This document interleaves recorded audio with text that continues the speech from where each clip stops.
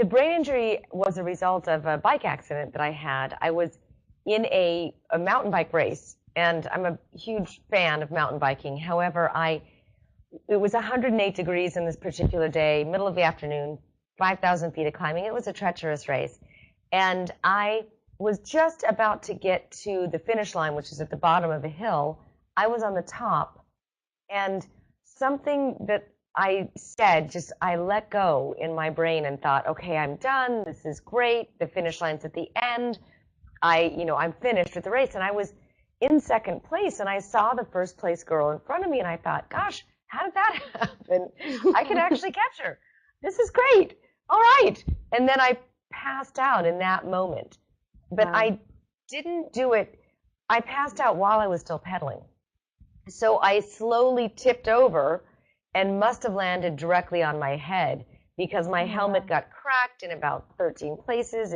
It got shattered and flew off, and it was one of the ways that I discovered what had happened to my brain. I really went through, at that time, an incredible experience, which a lot of my book is about, the experience that I went through during that accident.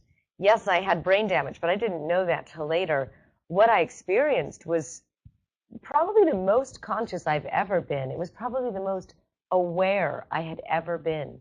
And it was completely expanded.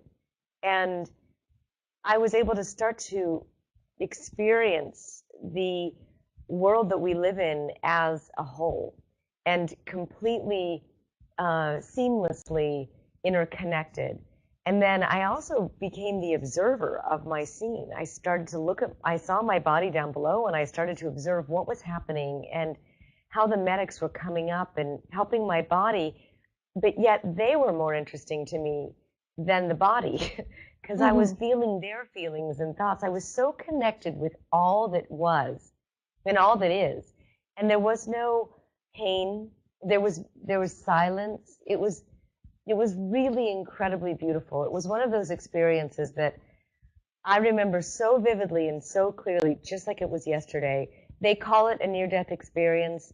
It's whatever it wants to be called. I just know the feeling that I had changed the trajectory of my life.